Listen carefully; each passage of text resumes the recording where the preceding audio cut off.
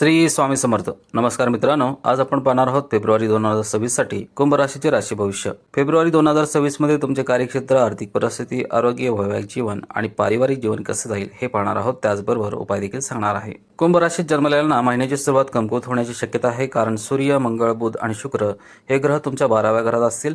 या संपूर्ण महिन्यात राहू तुमच्या राशीत, शनी दुसऱ्या घरात, गुरु 5व्या घरात आणि केतू 7व्या घरात असतील. कौटुंबिक समस्या वाढू शकतात. मतभेद आणि तुमच्या जोडीदाराची परस्पर समजुतीचा अभाव यामुळे ताण वाढू शकतो.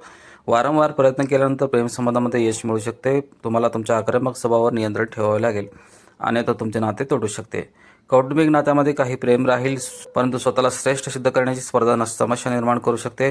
आर्थिकदृष्ट्या महिन्याची सुरुवात थोडी कमकुवत असेल, परंतु उत्तरार्धात परिस्थिती सुधारताना दिसते. नोकरी करणाऱ्यांना कठोर परिश्रम करावे लागतील. जरी बरेच प्रयत्न करावे लागले तरी यश मिळेल. व्यावसायिकांना त्यांच्या कामावर अधिक लक्ष केंद्रित करावे लागेल आणि अनेक आव्हाने उद्भवतील, म्हणून काहीही कमी पडू नये यासाठी तुम्ही सर्वतोपरी प्रयत्न केले पाहिजेत. महिन्याची सुरुवात आरोग्याच्या बाबतीत अधिक आव्हानात्मक असल्याचे दिसून येते. उत्तरार्धात परिस्थिती तुलनेने अनुकूल होऊ शकते. हा महिना विद्यार्थ्यांसाठी अनुकूल असण्याची शक्यता आहे. वारंवार प्रयत्न केल्यास यश मिळेल. कार्यक्षेत्र. फेब्रुवारी मासिक राशी भविष्य 2026 नुसार करिअरच्या दृष्टिकोनातून हा महिना तुमच्यासाठी धावपळीचा असण्याची शक्यता आहे.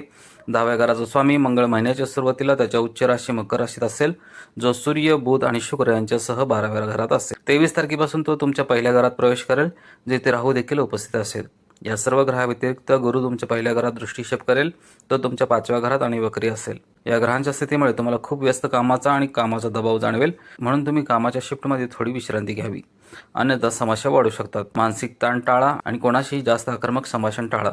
महिन्याच्या उत्तरार्धात तुम्हाला तुमच्या सहकार्याकडून विशेष सहकार्य मिळू शकते, म्हणून त्यांच्याशी चांगले वागा. जर तुम्ही व्यापारी असाल तर हा महिना तुमच्यासाठी थोडा आव्हानात्मक असू शकतो. केतू संपूर्ण महिन्यात 7व्या घरात असेल, ज्यामुळे तुमचे काम विचलित होऊ शकते. ही परिस्थिती वाईट आहे. जर तुम्ही भागीदारी व्यवसायात असाल तर तुमच्या व्यवसायात भागीदारासोबतचे तुमचे संबंध देखील बिघडू शकतात. तुमच्या व्यवसायात प्रगती करण्यापूर्वी तुम्हाला अनेक वैध आव्हानांना तोंड द्यावे लागेल, ज्यावर मात करावे लागेल. आर्थिक परिस्थिती. तुमच्या आर्थिक परिस्थितीबद्दल हा महिना चढ उताराने भरलेला असेल. महिन्याची सुरुवात 4 ग्रह सूर्य, मंगळ, बुध आणि शुक्र तुमच्या 12व्या घरात असतील, ज्यामुळे तुमच्या खर्चात लक्षणीय वाढ होईल. खर्चात अनपेक्षित वाढ तुम्हाला त्रास देऊ शकते, तुमच्या आर्थिक परिस्थितीवर दबाव निर्माण करू शकते. तसेच शनी दुसऱ्या घरात असेल, ज्यामुळे तुम्हाला संपत्ती जमा करण्यास मदत होईल आणि मालमत्तेतून आर्थिक लाभ होण्याची शक्यता निर्माण होईल. दुसरीकडे 5व्या घरात बसलेला वक्री गुरु 11व्या घरात पूर्णपणे दृश्य करेल, ज्यामुळे तुमच्या उत्पन्नात सतत वाढ होईल. दररोज उत्पन्नाचे नवीन स्रोत उपलब्ध होतील, ज्यामुळे उत्पन्नाच्या संधी निर्माण होतील आणि तुमची आर्थिक परिस्थिती सुधारू लागेल. तुम्हाला बँकिंग क्षेत्रातून फायदा होऊ शकतो. या व्यतिरिक्त तुम्हाला आर्थिक नियोजन आणि शेअर बाजारातून फायदा होऊ शकतो. व्यावसायिकांनी सावधगिरीने पुढे जावे. काळजीपूर्वक विचार न करता व्यवसायात पैसे गुंतवणे हानिकारक असू शकते. महिन्याच्या सुरुवातीला खर्च वाढतील, परंतु संपूर्ण महिन्यात परदेशी स्रोताकडून आर्थिक लाभ होण्याची दाट शक्यता आहे. 3ऱ्या भावापासून बुध, त्यानंतर 6व्या भावापासून शुक्र, 13व्या भावापासून रवी आणि 23व्या भावापासून मंगळ हे चारही तुमच्या पहिल्या भावात येतील. नंतर हळूहळू पहिल्या भावात या चौघांच्या आगमनाने खर्च कमी होऊ लागतील आणि ही तुमच्यासाठी सर्वात आनंदाची बातमी असेल, कारण यामुळे तुमचे खर्च वाढतील, आर्थिक परिस्थिती स्थिर राहील. आरोग्य. सुरुवातीला आरोग्याच्या दृष्टीने हा महिना थोडा कमकुवत वाटतो.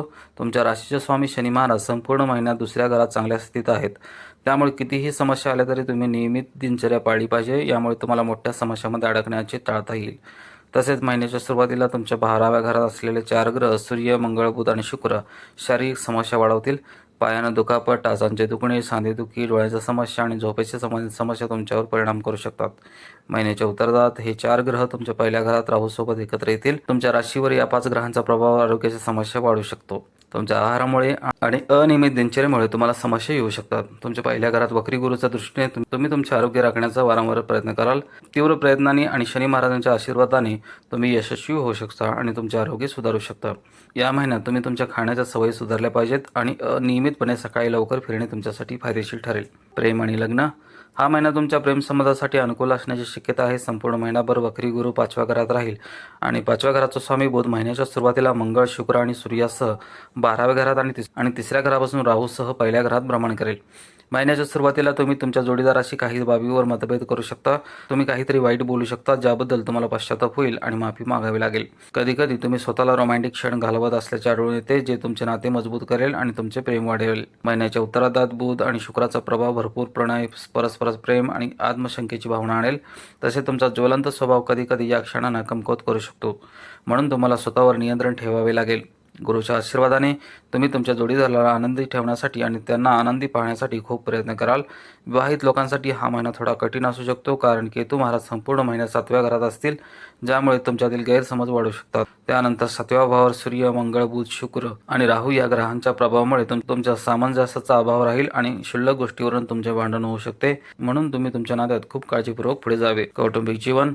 हा महिना तुमच्या कुटुंबासाठी चांगला असण्याची शक्यता आहे. दुसऱ्या घराचा स्वामी गुरु तुमच्या 5व्या घरात वक्री असेल आणि दुसऱ्या घराचा स्वामी शनी संपूर्ण महिन्याभर उपस्थित राहील.